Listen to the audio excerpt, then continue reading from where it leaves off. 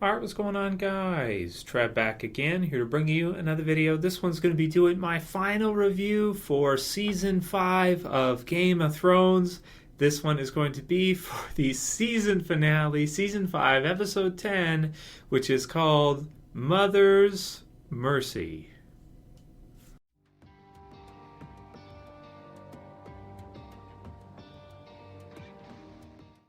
And I just want to say, if you guys have the number of a really good psychologist, if you want to go ahead and private message it to me, I think I need therapy after that episode. And I'm going to say, if you guys have not seen this episode yet, watch it before you watch this review. This will contain spoilers, and sometimes I say that, but this one I mean it. If you have not seen the episode yet, get out. Get the hell out of here and come back and watch this review once you've seen this finale, this episode. As usual, giveaway for this week. This is the final giveaway for Game of Thrones Season 5, sponsored by the HBO store. They've given us some promotional material for me to give away to you guys.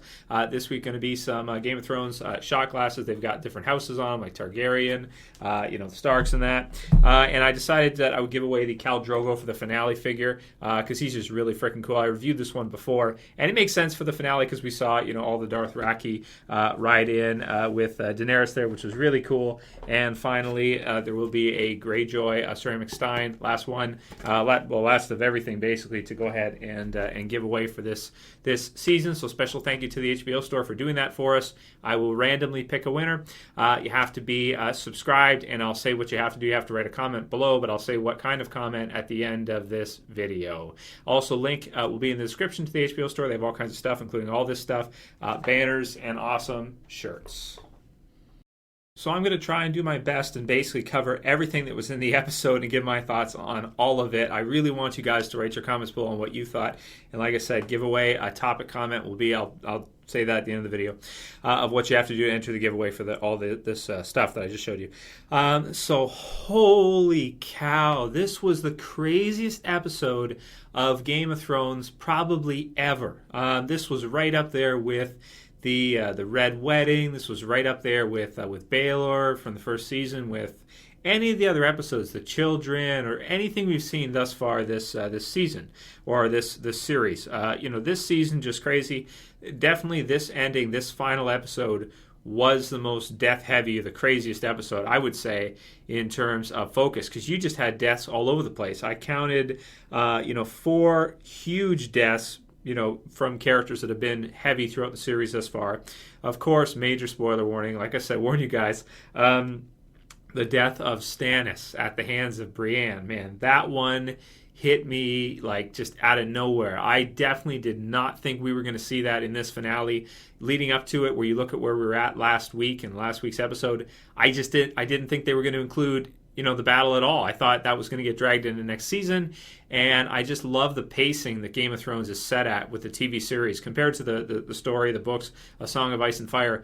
It goes through things so fast. It's such a high quality, and you get to see these events play out. So let's talk about the deaths, and then we'll get into the specifics. So the death of Stannis.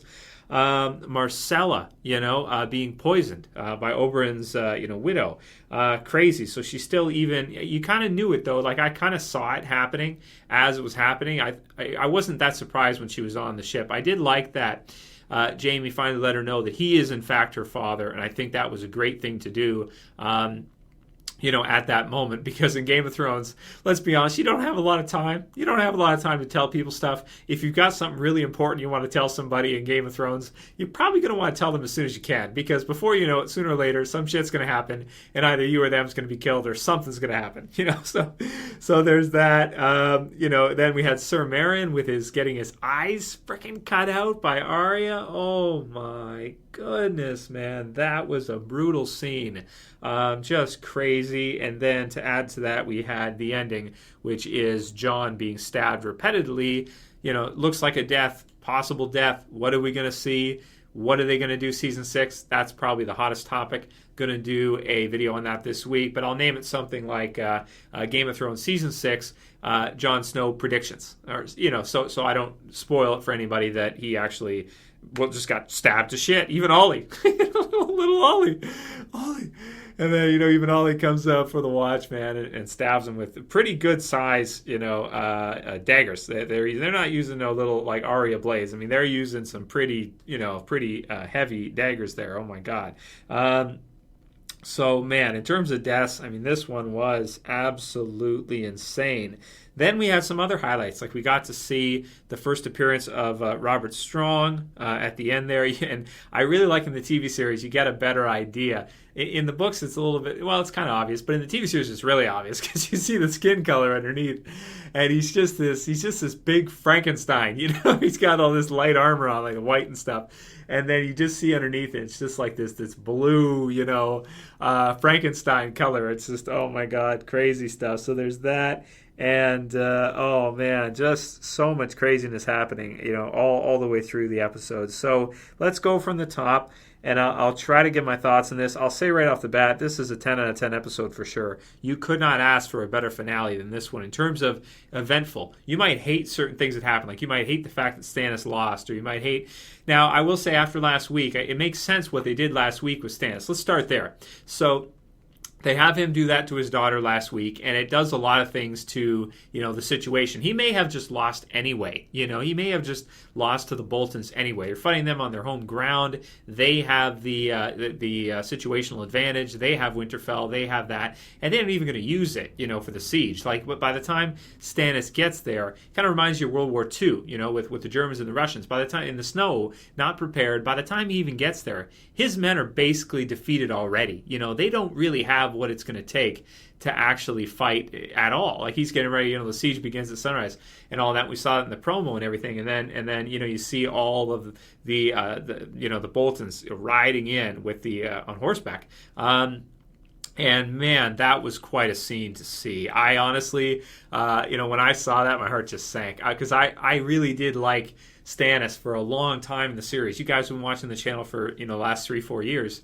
You'll know that Stannis was one of my favorite characters at a point. In season 2, season 3, him kind of being after Eddard, that guy to, do what's right and kind of win, and he loses, and and it just doesn't happen. And then it seems like he's going to defeating the wildlings and Mance, and he's all kind of proud of himself, and he's kind of feels like he's won and that he's just on his way. And just like that, it's over. So I also like with this one, back in season 2, I mentioned this in season 3, when you saw some of the battles happening between, Robb Stark and you saw Tywin on the battlefield and that, they didn't show us a lot of the macro, views where you get to see, huge armies coming in. I mentioned that in some of my reviews that I really wanted to see that.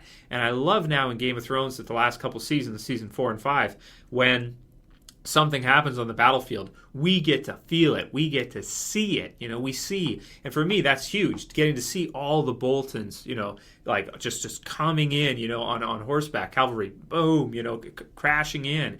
Kind of like Stannis did to Mance Rayder earlier. Fresh, ready to fight, not tired, ready to go. And you're just like, oh, shit. You find out his wife hung to, Melisandre, she's taken off, his men, his just everything, his siege weapons were burned. I mean, he's just like what kind of siege is there going to be? He's so committed and he won't give up, he's going to go forward no matter what. And how foolish it ended up being in the end, man. Crazy. And nobody survives. Was it worth it? I mean, that's the thing about Game of Thrones. It's not about liking bias. It's not, oh, I like the Starks, or I like the Baratheons, or I like this, or I like that. It's who would win in that situation? Who would win under those circumstances in a lot of cases? You have the magic, which adds in a little bit there, which we thought Stannis kind of had. But I guess with the magic part of it, it's kind of more like, sometimes, but others, not always, and Melisandre, what did she see? Did she know what was going to happen and lie to him and tell him, that she sees this and she just lied about it, or did she just have no idea? Really interesting questions. But Davos survives and Melisandre survives. So the only survivors out of everything, and that was Stannis, out of his whole faction, which was introduced back in season 2, in the premiere season 2, and it's just gone. Interested to see what they'll even do with Davos or Melisandre if they include them in the story again. If they use them again, what are they going to do? How are they going to... It's interesting stuff. So I'll just say with that one, Brienne, the person to actually do it finally, to put him down, I kind of thought that's probably what she would do. Yeah, and him just kind of, but you know what? It's good for him too, though, right? Because he would not want the Boltons, and he probably knew this, right? Because he knows who they are. He knows his enemy. He's a strategy guy. He's smart, right? Even though he'll never give up, and he's kind of stubborn and bullheaded in that way.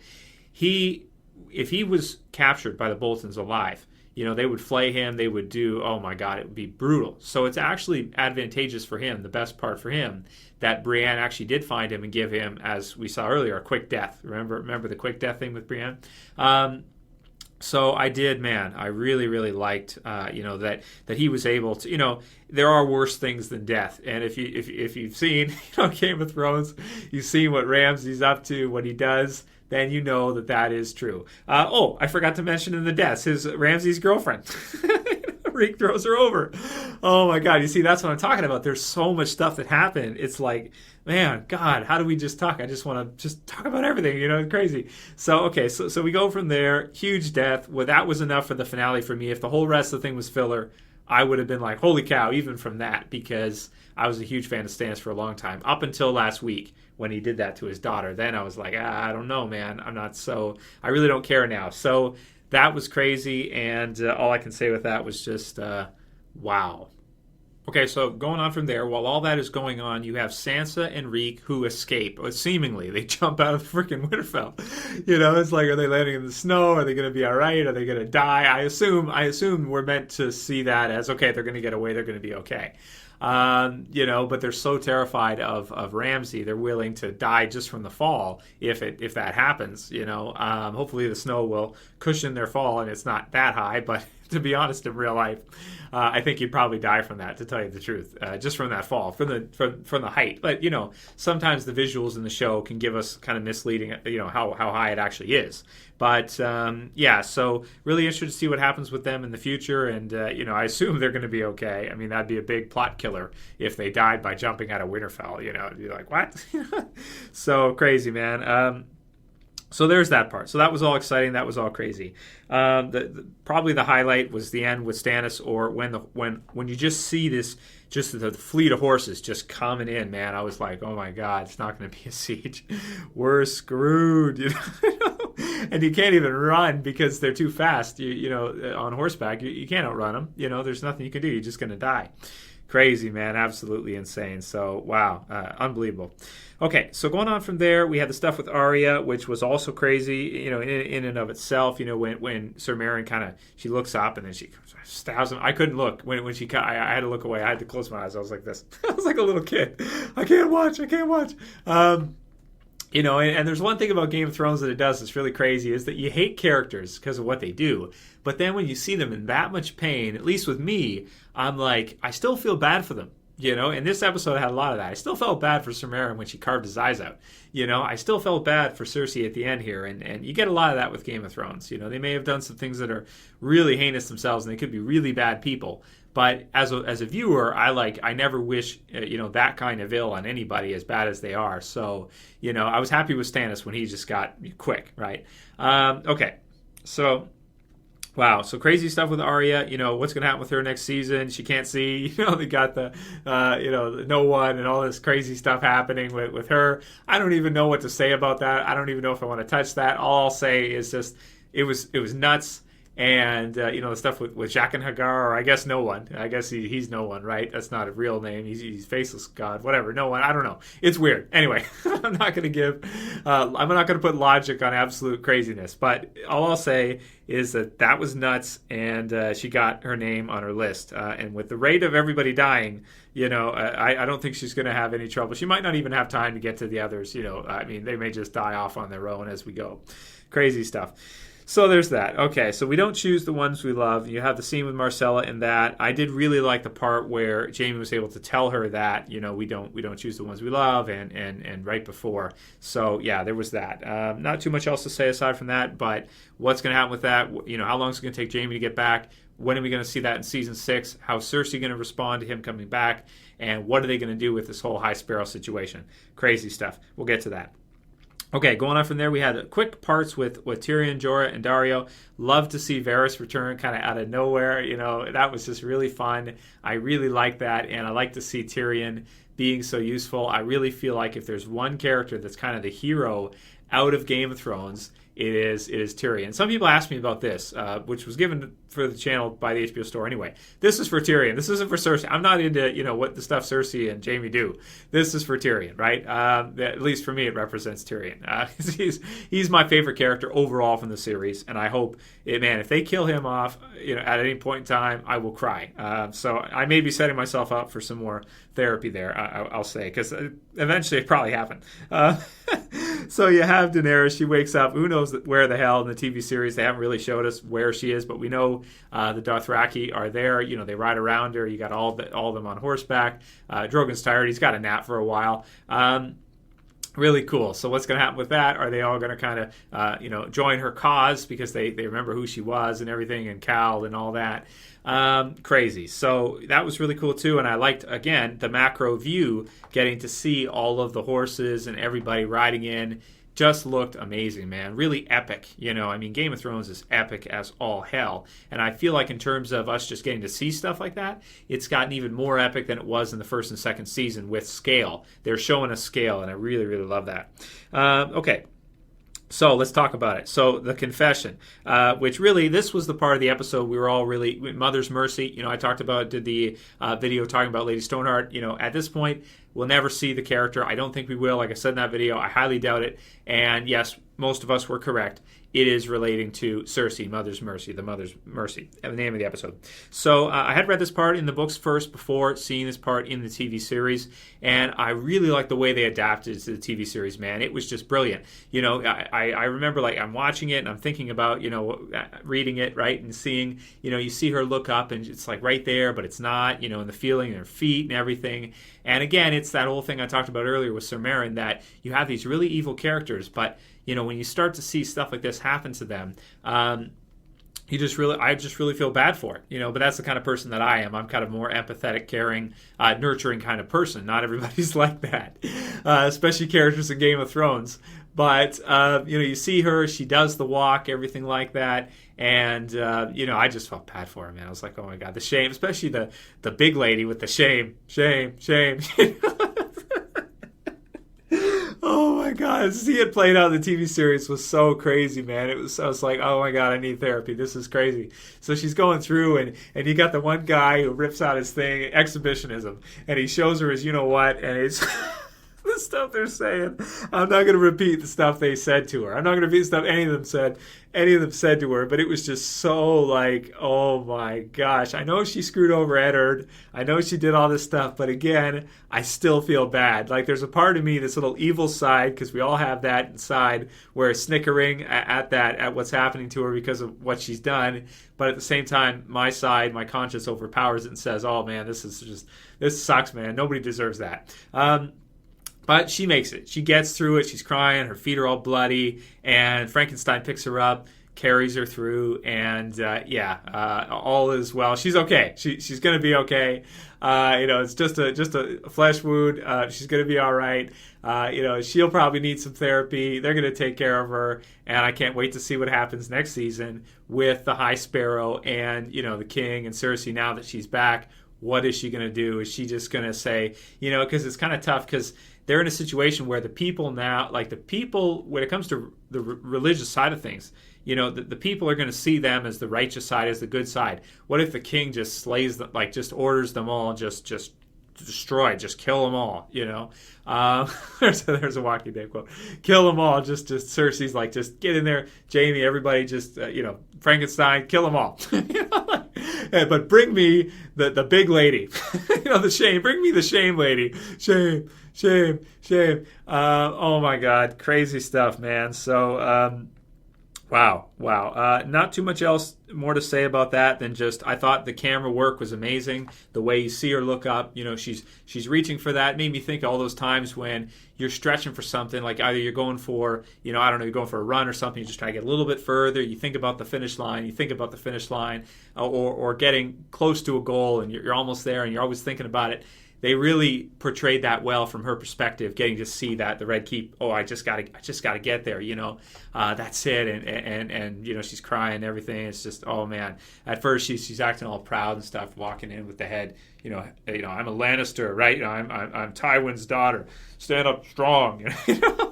And then after a little while, it's just like, especially after the guy showed her his, all bets were off then. It's like, I'm strong. What is that? Okay.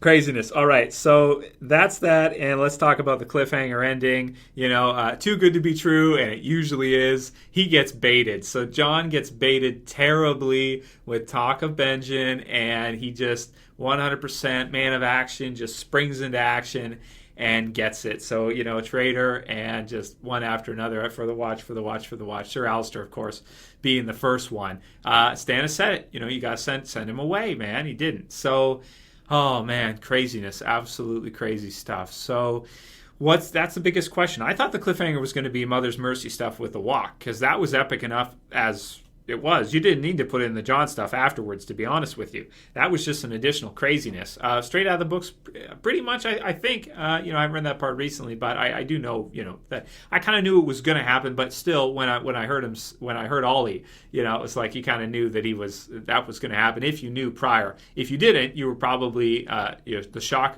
shock and awe you probably got from that scene was probably the same as Robb Stark in season, was that 3? Season 3? I'm trying to think back now. Yeah, season 3, Red Wedding. You got robbed, man. It's my saying from back in our review at season 3. Someone stole your wallet. You just got robbed, right? You got robbed. That's what happened. So we got robbed again. And, how do we feel about it? It's like, again, you need therapy. Someone just held a gun to your head or a knife and you had to give them your wallet. You got robbed. So yeah, crazy stuff, man. And of course, the most epic episode, or the craziest episode I've ever seen of a TV series, ends with, just looking at him, you see the blood, coming up, and he just he's just got the dead look in his eyes, all men must die. Crazy. So my thoughts on the episode: score 10 out of 10 for me. To enter the giveaway, all you have to do is write down in the comments below, what was the most shocking scene? What was the craziest scene for you? What was the hardest scene for you to watch? Any of those. Just write a comment below on what was the craziest part of the episode for you as a viewer. For a lot of people, it could be different. It depends on who you're biggest fan of.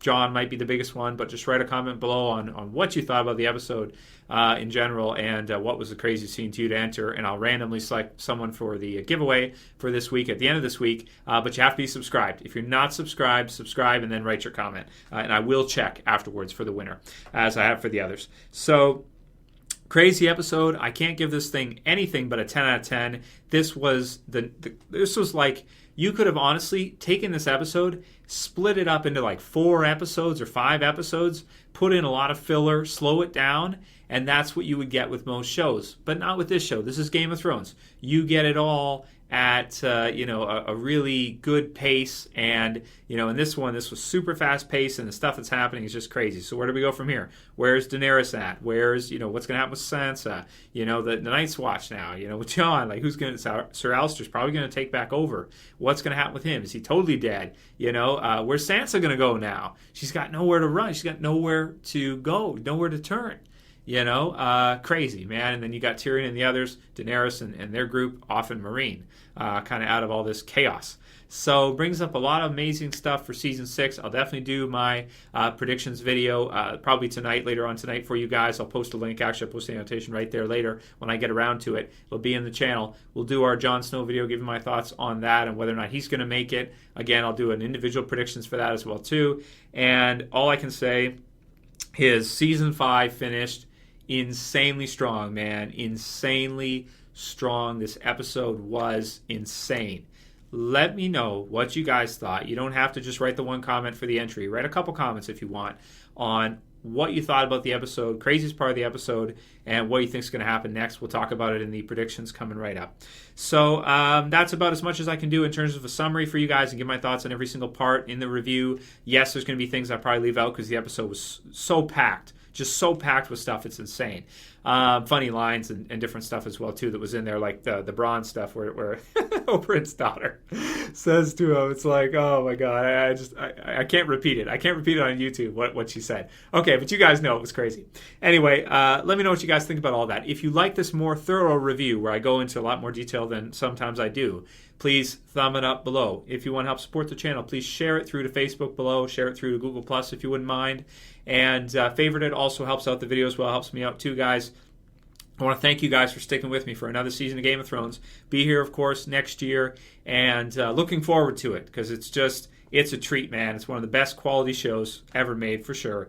And, if you're new and you want to subscribe to enter the giveaway, go ahead and subscribe at the bottom left. I'll see you guys real soon for the predictions for Season 6. That's all I got for this one for you guys. That's it for the Season 5 reviews. They're done. Put a fork in them. They're done. Call it here. That's it for this one, guys. I'll see you again really soon. As always, it's Trev. Saying peace.